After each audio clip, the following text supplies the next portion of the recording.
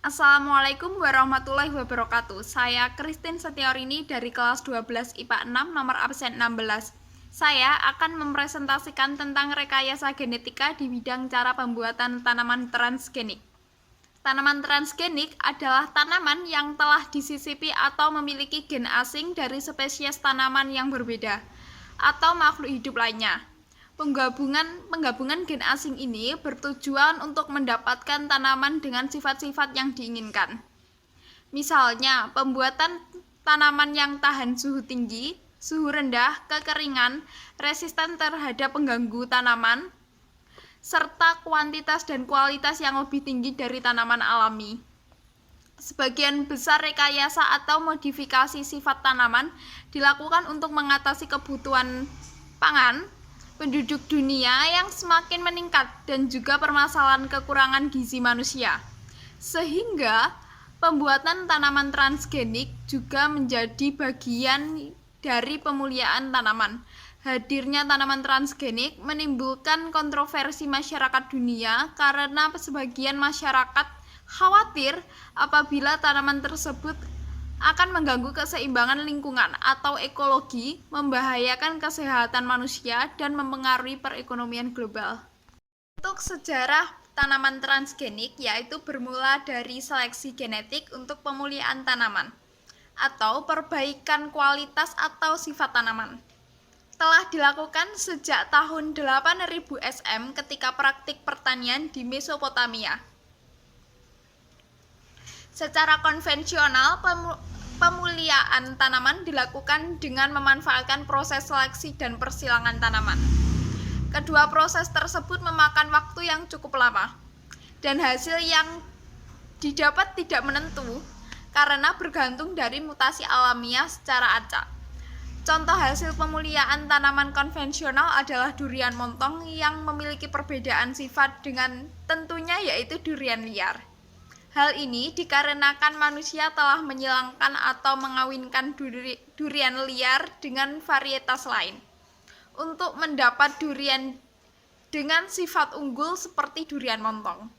Sejarah penemuan tanaman transgenik dimulai dari tahun 1977 ketika bakteri Agrobacterium tumefaciens diketahui dapat mentransfer DNA atau gen yang dimiliki ke dalam tanaman.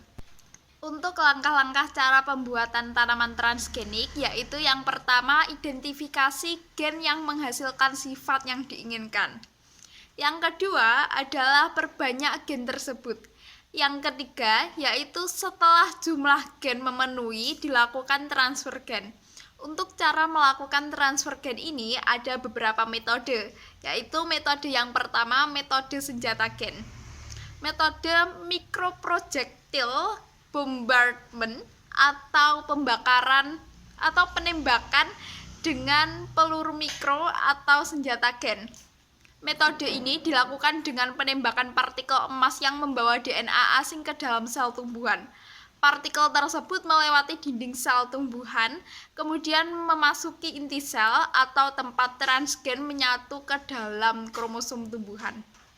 Yang kedua yaitu metode transformasi DNA yang diperantai oleh bakteri Agrobacterium tumefaciens. Agrobacterium mediated transformation adalah suatu metode pengubahan genetik transformasi genetik pada tanaman yang dilakukan dengan menggunakan bantuan dari Agrobacterium tumefaciens.